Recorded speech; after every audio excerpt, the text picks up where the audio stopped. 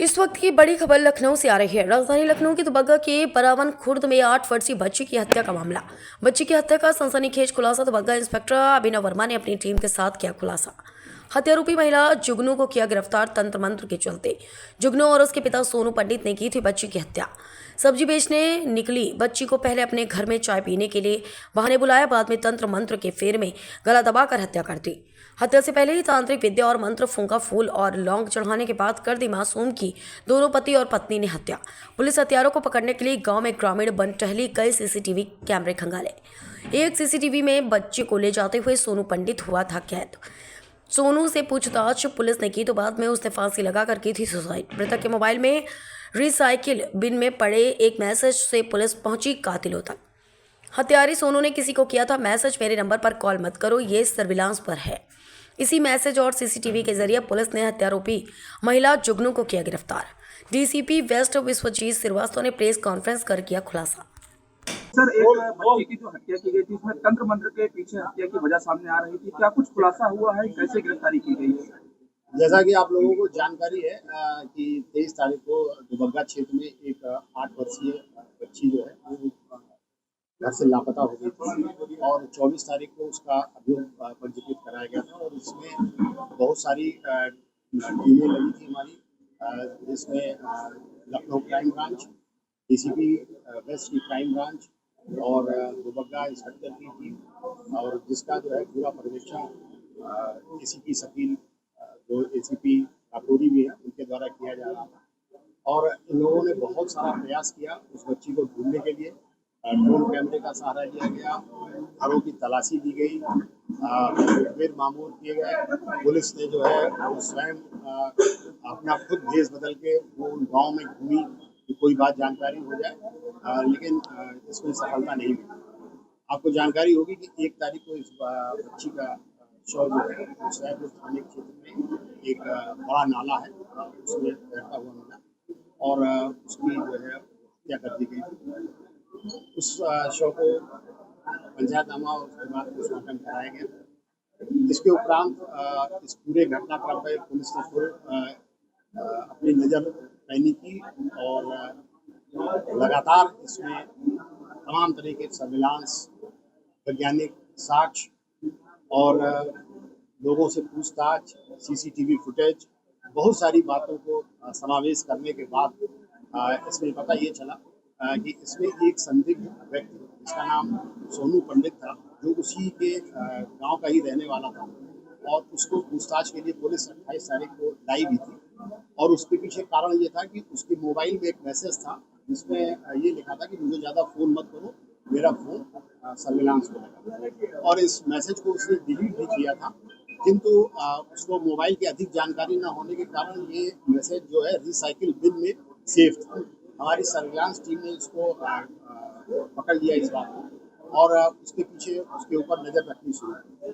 उसके उपरांत उसको एक हम लोगों को सीसीटीवी फुटेज मिली जिसमें वो बच्ची जो है उस व्यक्ति के घर के पास टहलती हुई दिखाई दी और उसके बाद वो घर में जाती हुई दिखाई। इन दोनों साक्ष्यों पर हम लोगों ने आगे बढ़ के फिर उससे जब दोबारा पूछताछ की तो उसने पूछताछ के बाद जब वो उससे पूछताछ की गई, उसके बाद अगले दिन उसके द्वारा जो है वो सुसाइड कर लिया। जब सुसाइड कर लिया गया तो इसकी एक धारा दूसरी दिशा में गई, किंतु फिर पुलिस ने अपनी जांच और तेज की और पूछताछ के बाद जो है उसकी पत्नी, जिसका नाम जुगनू है, उसको गिरफ्तार किया। और जुगनू ने जो बातें बताई, उसने बताया कि मेरा पति जो है वो तंत्र मंत्र करता है और उसको जो है वो बहुत से लोग दिखाई देते हैं और ये अक्सर ये बात कहता रहता था कि फलाने आ गए, धमाके आ गए।